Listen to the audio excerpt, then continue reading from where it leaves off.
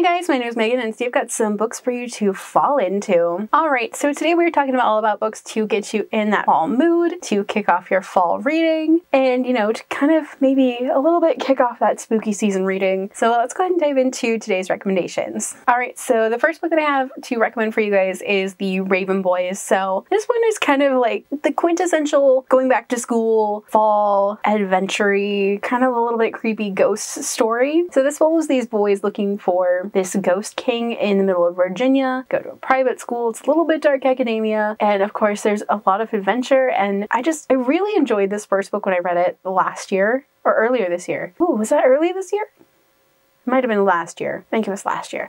But it was so good, and it's definitely like one of those dark, kind of creepy fall reads, and it'd be perfect for going back to school. Okay, so the next book that I have to recommend to you guys is the Foxhole Court, or the All for the Game trilogy. So good. It's how to explain this book without sounding crazy. So it follows Neil Johnston, who's been on the run from his father, who is a serial killer who works for the Japanese Yakuza. Neil just wants to play Xe, which is a made-up sport. It's kind of like lacrosse meets soccer meets hockey. It's brutal, it's violent, and it's a bastard sport.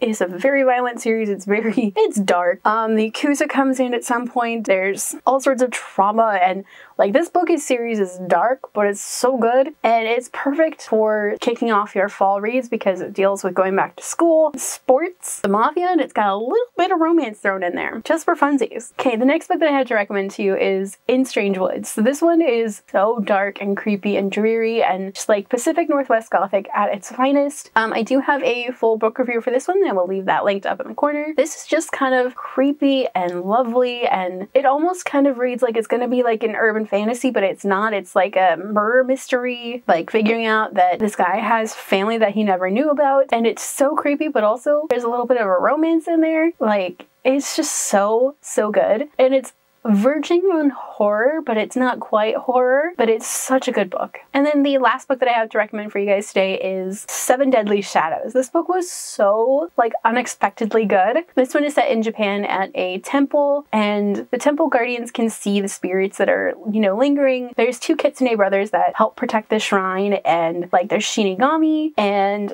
demons, and I love it to pieces. It's so dark for being a YA. It's a lot darker than I would have expected, but it's also really good, and I like that, there was a play between good and evil and demon possession, and it's so good. It's like the best parts of all of your favorite dark anime, so like Inuyasha and Bleach and so many others that were really good, and this has all those influences. There's ghosts, there's creepy demons. It's just so good. Please read this book. This one doesn't get enough buzz from anybody, so it's just so good, and it's very creepy and fall-like, and yeah.